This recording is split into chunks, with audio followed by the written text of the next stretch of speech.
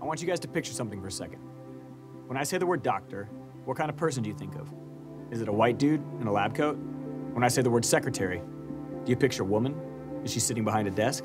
When you hear about a basketball player, are they a minority? Is it a man?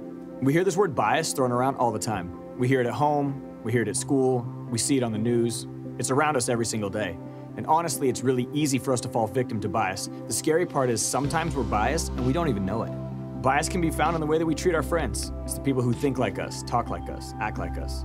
Bias can be found in the way that we treat people who aren't like us at all. Do we judge them? Do we mistreat them?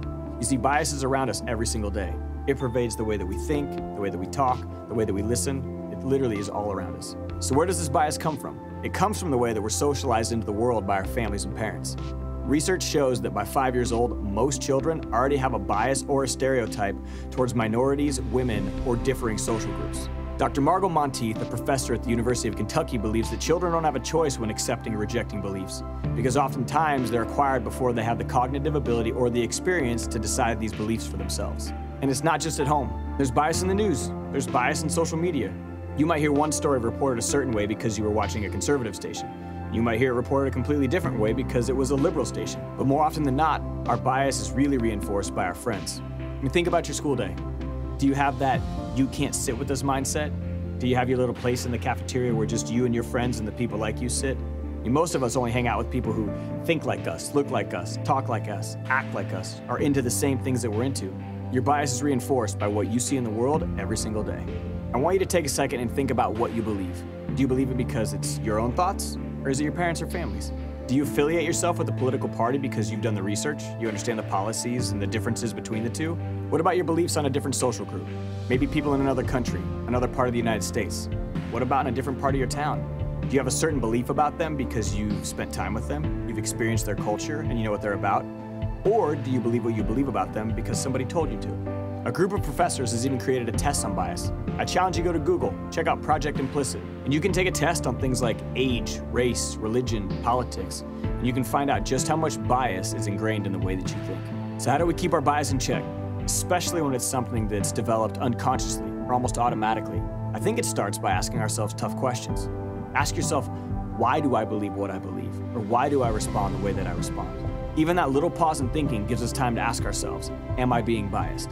And over time, continually asking yourself tough questions can become habit or routine, and that can start to weaken those mental links that your biases are founded upon. And as you're meeting new people and you're having new experiences and you're doing things that are breaking down the biases that you've built up in your own life, it's important to remember that you're gonna meet people you don't always agree with.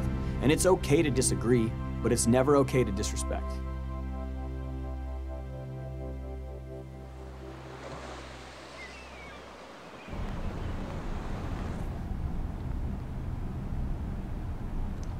Good morning, Solanco. Today is Monday, February 12th. The weather for today is mostly cloudy with a high of 44, and the lunch for today is French toast sticks with sausage patty.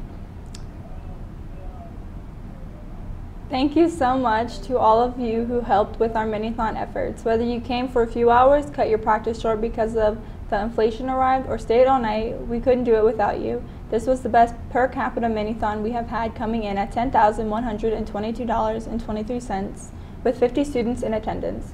We will be taking a break from Minithon and revisit the idea in 19 through 20. Thanks to all of our business sponsors and all of our donors. In speaking with some of our Four Diamonds families, your generosity means the world to them.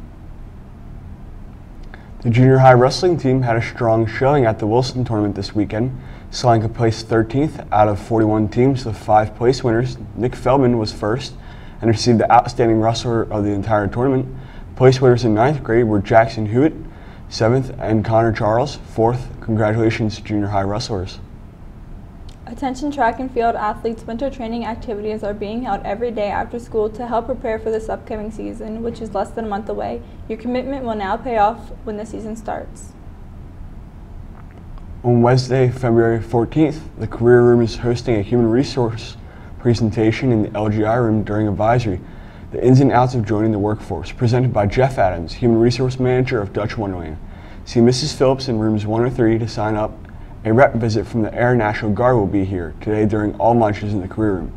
Anyone interested should stop in to see Mrs. Phillips in room 103. Attention stage crew for The Sound of Music. Please plan on attending rehearsals this afternoon, Monday, February 12th from 3 to 5:30 p.m. to watch a rehearsal of Act 2. You will begin attending rehearsals regularly beginning Monday, February 19th from 3 to 5:30 p.m. Please see Ms. Brubaker with any questions. Attention all girls interested in playing softball. There will be a 30-minute team organization meeting on Thursday, February 15th at 2:50 p.m. in Mr. Miller's room, 511. Important papers and dates will be provided. See Mr. Miller in room 511 if you have any questions or get the paperwork if you're unable to attend the meeting. The Broadcasting Club is looking for talented individuals who are interested in learning about media and communications. The club will be looking to broadcast different events throughout the rest of the school year. We are looking for anyone who is interested in air commentary, play-by-play analysis, camera work, or production work. If you ever wanted to try broadcasting, this is the opportunity for you. No experience required. The next club meeting will be today after school in room 916. See Mr. Miller for any details or questions. Affiliate Club Popeye order forms are due tomorrow. Please turn in to Mrs. Miller in room 302. Today's events are 2018 class meeting, auditorium period 3, spring musical practice auditorium 3 p.m. to 6 p.m., softball open gym, small gym 6 p.m. to 7:30 p.m., mock trials LGI room 2:45 p.m. to 4:30 p.m. We would like to wish the following a happy birthday: Natalie Benitez, Perel Benitez, Evelyn Billings, Ashton Maines, Paige Phillips, and Joshua Zimmerman. Please stop by the library and pick up your birthday treat. On behalf of the WSLC News team, I'm Tasha. Have a marvelous Monday, Solanco.